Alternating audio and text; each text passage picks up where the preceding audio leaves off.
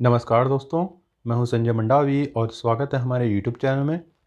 तो देखिए, पिछले वीडियो में हमने हिंदी का प्रैक्टिस सेट 2 कवर किया था और आज की इस वीडियो में हम हिंदी का पार्ट 6 कवर करेंगे। तो अगर आपको वीडियो पसंद आएगी तो आप वीडियो को लाइक कीजिएगा, अपने दोस्तों को शेयर कीजिएगा और हमारे YouTube चैनल मंडावी एजुकेशन को सब्सक्राइब कीजिएगा। तो चलिए शुरू करते हैं आज का वीडियो। आज का हमारा पहला टॉपिक है संधि। तो देखिए यहाँ पर संधि सम प्लस धी शब्द का अर्थ है मेल या जोड़। दो निकटवर्ती वर्णों के परस्पर मेल से जो विकार या परिवर्तन होता है वह संधि कहलाता है। संस्कृत, हिंदी एवं अन्य भाषाओं में परस्पर स्वरों या वर्णों के मेल से उत्पन्न विकार को संधि कहते हैं। तो देखिए यहाँ पर संधि जिसे जो सम या धी से मिलकर बना हुआ है, ठीक है। शब्द का अर्थ है मेल या जोड़, ठीक है। तो संधि का अर्थ क्या है? मेल या जोड़।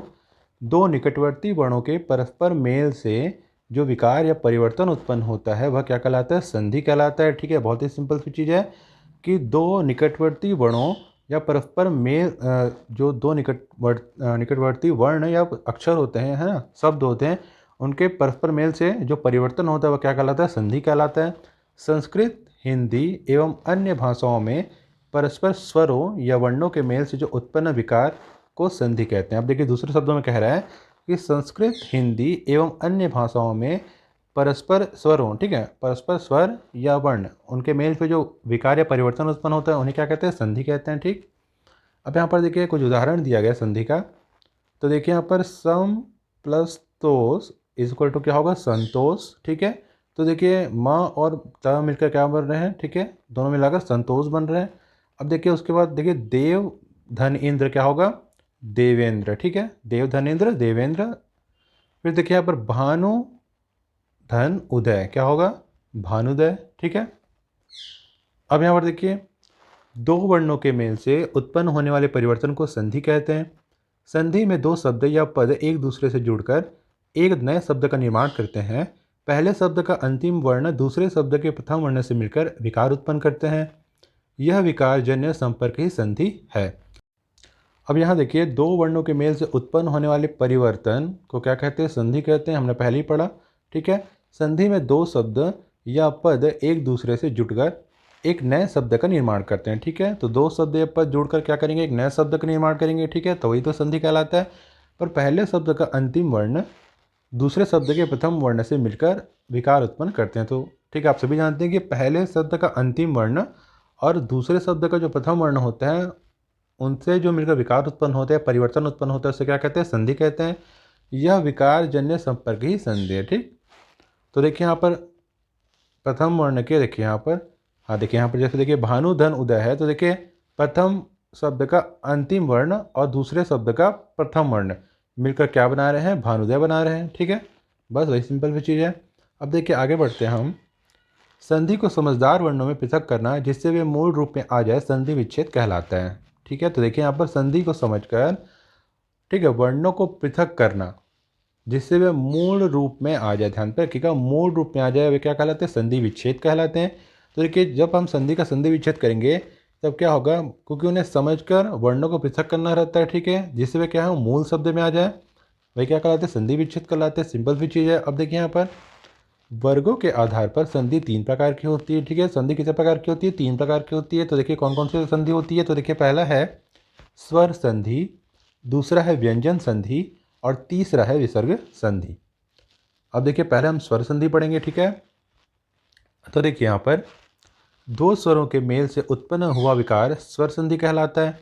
यह विकार 6 रूपों में आ सकता है, ठीक। तो क्या बोला है? स्वर संधि में दो स्वरों के मेल से, ठीक है, दो स्वरों के मेल से जो विकार उत्पन्न होते हैं, परिवर्तन उत्पन्न होता है, उसे क्या कहते हैं? स्वर संधि कहते हैं, ठीक। और यह विकार कितने रूपों में आ सकता है? तो 6 रूपों में आ सकता है, ठीक। अब यहाँ पर देखिए आगे बढ़ते हैं हम। दो स्वरों के मिलने से जो विकार या रूप परिवर्तन होता है उसे स्वर संधि कहते हैं। दो स्वर आपस में मिलकर एक अन्य स्वर का निर्माण करते हैं तथा आपस में जुड़े शब्दों से एक तीसरे अर्थपूर्ण शब्द की उत्पत्ति करते हैं। तो देखिए यहाँ पर देखिए यहाँ पर दूसरे शब्दों में कह रहा है, स्वर संधि की परिभाषा दूसरे शब्दों में, कि दो स्वरों के मिलने से जो विकार या रूप परिवर्तन होता है उसे स्वर संधि कहते हैं, ठीक है, हमने पहले ही पढ़ा। दो स्वर आपस में मिलकर एक अन्य स्वर का निर्माण करते हैं। देखिए स्वर संधि में क्या होता है कि दो स्वर मिलकर क्या करते हैं? एक तीसरे नए स्वर का निर्माण करते हैं तथा आपस में जुड़े हुए शब्दों से एक तीसरे अर्थपूर्ण शब्द की उत्पत्ति होती है। ठीक है, अब देखिए 2 शब्द जुड़ेंगे तब क्या होगा, एक तीसरे अर्थपूर्ण शब्द की उत्पत्ति होती है ना, जिसका कोई अर्थ निकलता है, तो वही क्या है, स्वर संधि है, क्योंकि इसमें 2 स्वरों के मिलने से एक तीसरे नए स्वर की उत्पत्ति हो रही है। ठीक, अब यहाँ पर देखिए स्वर संधि में, देखिए यहाँ पर स्वर संधि में स्वरों का आपसी मेल होता है। स्वर संधि के 5 भेद है। ठीक है, तो ध्यान पे रखिएगा आप कि स्वर संधि में स्वरों का आपसी मेल होता है। ठीक है, तो उसे क्या कहते हैं, स्वर संधि कहते हैं। और स्वर संधि के 5 भेद हैं। तो कौन कौन से भेद हैं देखते हैं हम।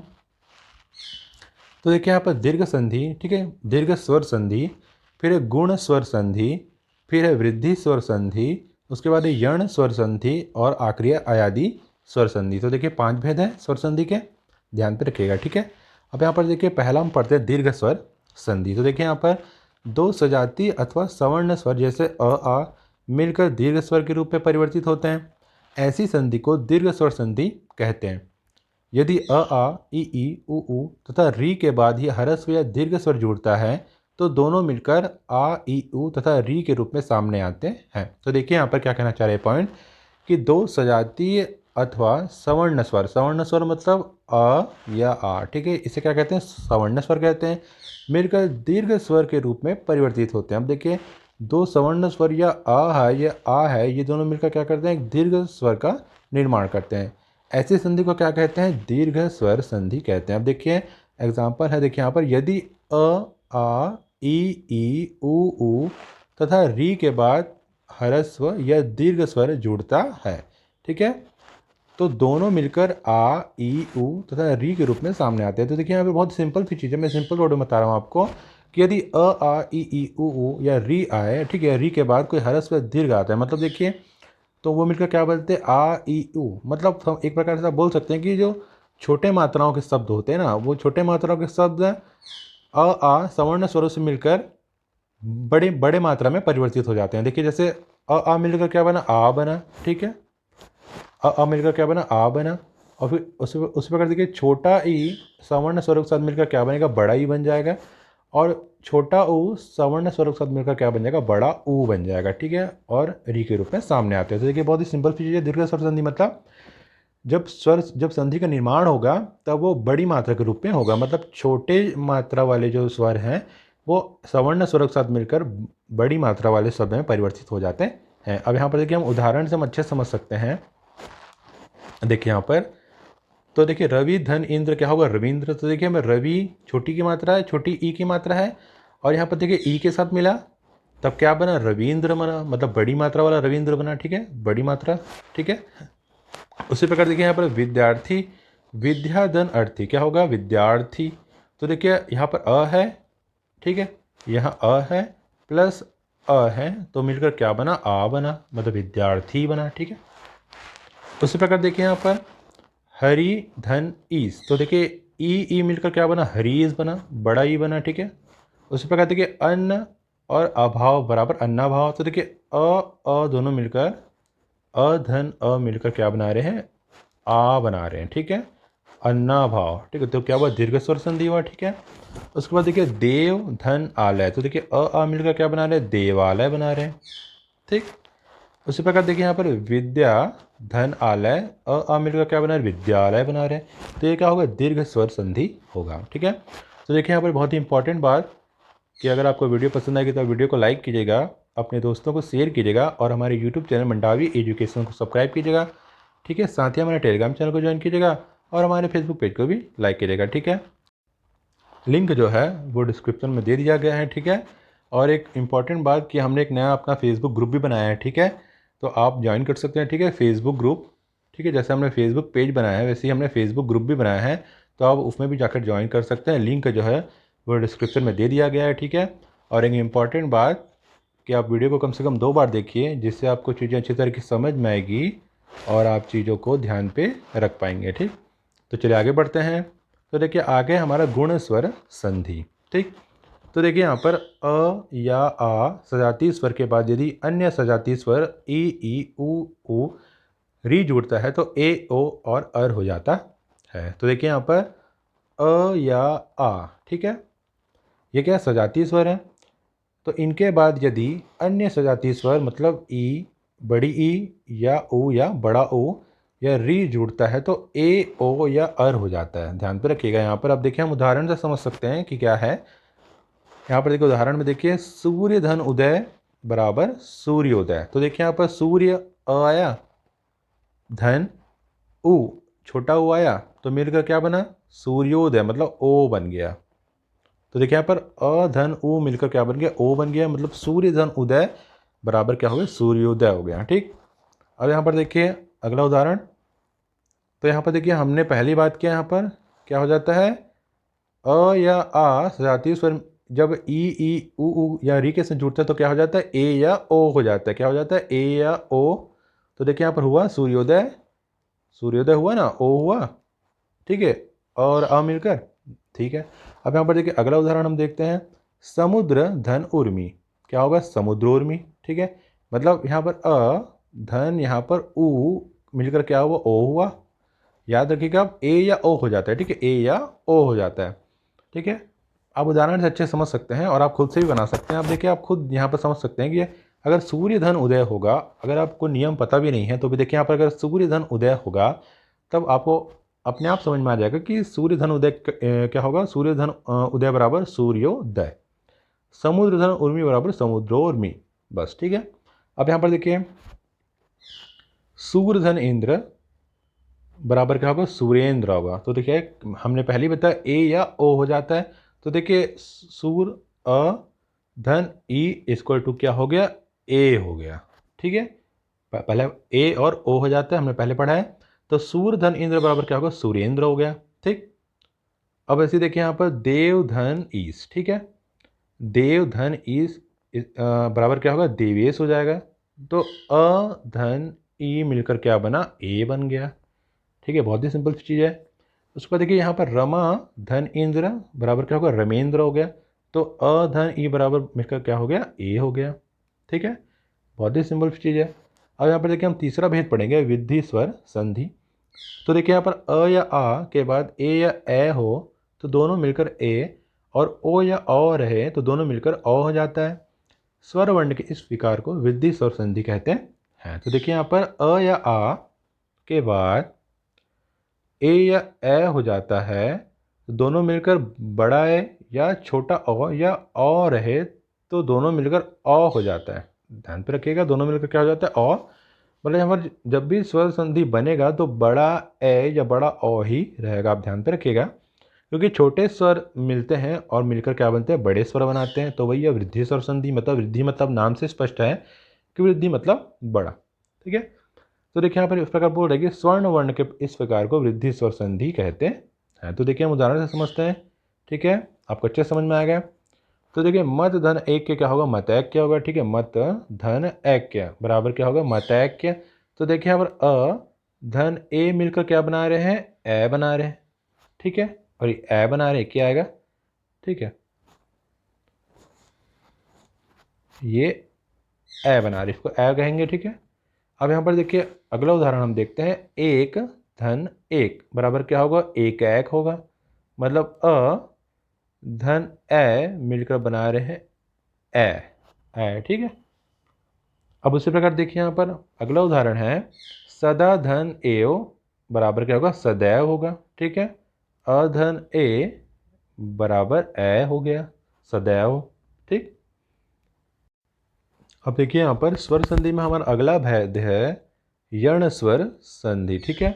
तो देखिए ई उ तथा री के बाद यदि कोई भिन्न तथा विजातीय स्वर आता है तो ई का य उ का व तथा री की जगह र हो जाता है।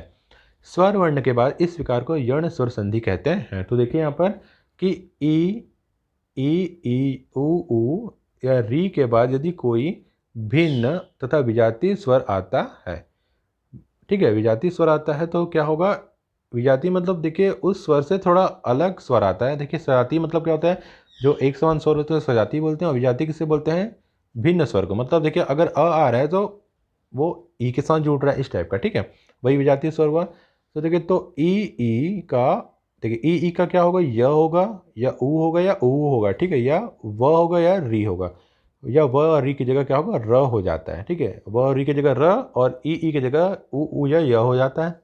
स्वर वर्ण के बाद इस विकार को यर्ण स्वर संधि कहते हैं। तो देखिए हम उदाहरण से समझते हैं, आपको उदाहरण से अच्छे तरीके से समझ में आएगा। तो देखिए यहाँ पर नदी धन अर्पण क्या होगा, नद्य अर्पण होगा। ठीक है, नदी धन अर्पण नद्य अर्पण। तो देखिए ई प्लस अ मिलकर क्या बन रहा है, आधा य बन रहा है। ठीक है, आधा य मतलब देखिए नद्य, नद्य क्या हुआ, आधा य हुआ ना। हमने पहले ही पढ़ा य हो जाता है या छोटी ई, या हमने यहाँ देखिए ऊपर में पढ़ा ना हमने कि देखिए या छोटा या ऊ हो जाता है। ठीक है, ध्यान पे रखिएगा। तो यहाँ पर नद्यर्पण हो गया।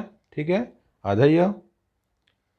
अब यहाँ पर देखिए अगला उदाहरण है देवी धन आगमन।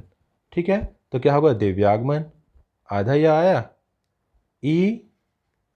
ठीक है, ई प्लस अ मिलकर क्या बना, छोटा य बना। छोटा य मतलब आधा य बना।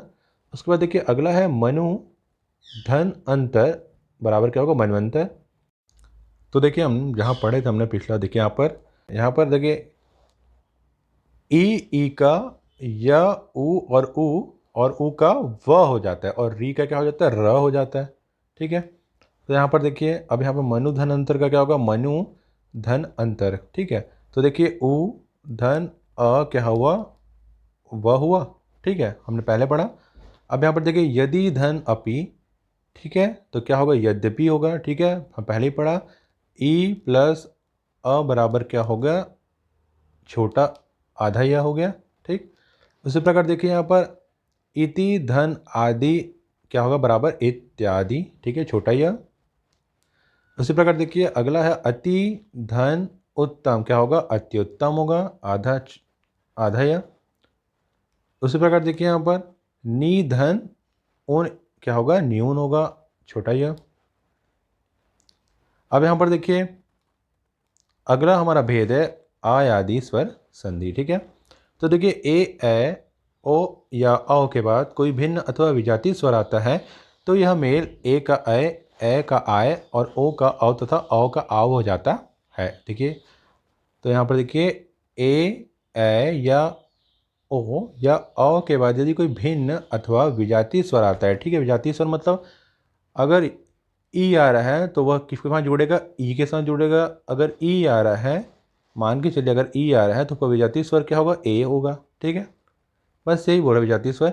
तो यह मेल ए का ए और ए का आय, ओ का औ तथा औ का आव हो जाता है। ध्यान पर रखिएगा, ए का ए का आय, ओ का औ तथा औ का आव हो जाता है। बस उदाहरण से समझते हैं क्या होता है उदाहरण। तो देखिए यहाँ पर उदाहरण में पो धन अन बराबर क्या हुआ, पवन। ठीक है, तो ओ धन अ बराबर क्या हुआ, व हो गया।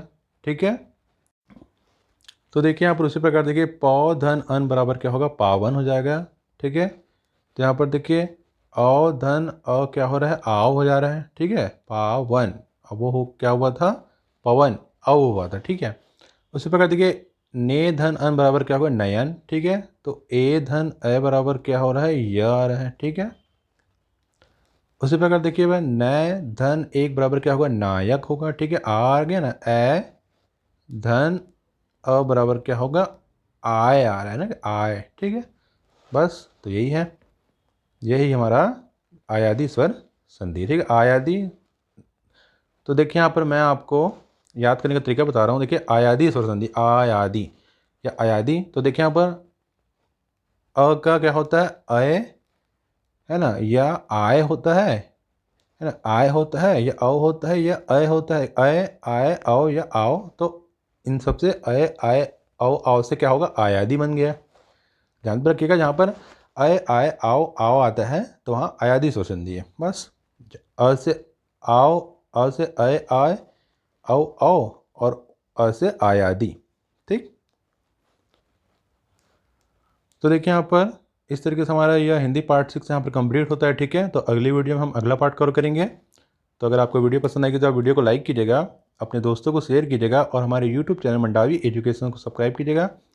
साथ ही हमारे टेलीग्राम चैनल को ज्वाइन कीजिएगा और हमारे फेसबुक पेज को भी लाइक कीजिएगा। ठीक है, और अभी फेसबुक ग्रुप भी बनाया। ठीक है, उसे भी आप ज्वाइन कीजिएगा। ठीक है, फेसबुक ग्रुप, उसका जो लिंक है वो हमने डिस्क्रिप्शन में दे दिया है। ठीक है, और साथ ही एक इम्पॉर्टेंट बात कि आप वीडियो को कम से कम 2 बार देखिए, जिससे आपको चीज़ें अच्छी तरीके से समझ में आएगी और आप चीज़ों को ध्यान पे रख पाएंगे। और अगर किसी भी प्रकार का डाउट होता है आपको वीडियो से रिलेटेड, तो आप मुझे कमेंट बॉक्स में कमेंट कर सकते हैं, ठीक है। तो फिर मिलते हैं अगली वीडियो में, तब तक के लिए धन्यवाद, नमस्कार।